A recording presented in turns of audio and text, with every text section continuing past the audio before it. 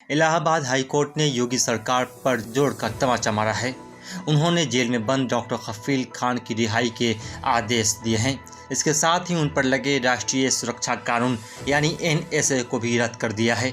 गोरखपुर में ऑक्सीजन कांड के बाद से चर्चा में आए डॉक्टर कफील पर अलीगढ़ में CAA विरोधी प्रदर्शन के दौरान भड़काऊ भाषण देने का आरोप लगा था।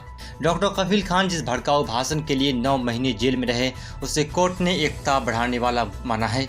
डॉक्टर कफील खान का नाम 3 साल पहले सुर्खी में आया था।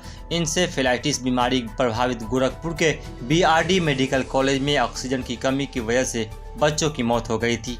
अगस्त 2017 में हुए इस कांड के बाद उत्तर प्रदेश सरकार ने प्राइवेट प्रैक्टिस करने और ड्यूटी में लापरवाही बरतने का इल्ज़ाम लगाते हुए उन्हें पद से हटा दिया था, जिसके बाद डॉक्टर्स के संगठन से लेकर IMA तक ने डॉक्टर कफील अहमद खान की गिरफ्तारी की निंदा की थी।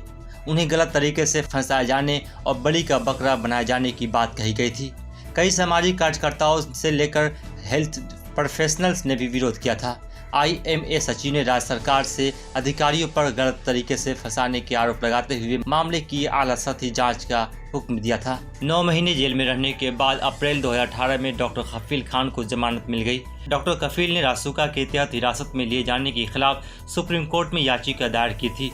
11 अगस्त को सुप्रीम कोर्ट ने उनकी याचिका पर सुनवाई करते हुए आदेश दिया था कि डॉक्टर कफील की हाई कोर्ट में पेंडिंग याचिका पर 15 दिनों में सुनवाई पूरी की जाए। हाई कोर्ट ने मंगलवार को डॉक्टर कफील खान की रासुका के तहत गिरफ्तारी को गैर कानूनी करार दिया।